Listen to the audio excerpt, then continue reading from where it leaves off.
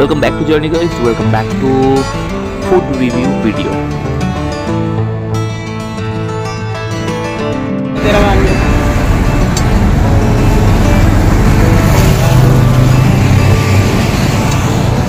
Heavy জায়গা কিন্তু এটা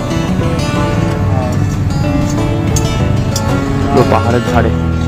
এখন এই ম্যাগিটা খেয়ে তোমাদেরকে রিভিউ দেবো যে হিমাচল প্রদেশের ম্যাগি কেমন হয়। যদিও ফেমাস, হ্যাঁ খেয়েছি, তাও আমি ভাবছি পুরো ব্লগে ডিসক্রাইব করে করে ব্লগটা করবো।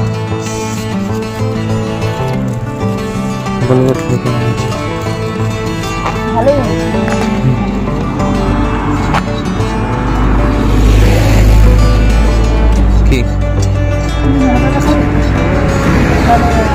हाँ दो भैया वो धनिया पत्ता मत दीजिए दूसरे में।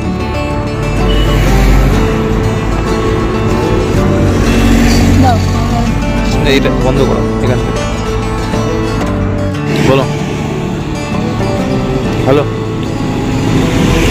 আমার তো খুব ভালো লাগে, খুব ভালো লাগে আমার।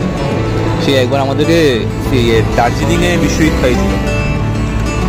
ব্যাস আপাতত এটাই খেয়ে তোমাদের জানাচ্ছি।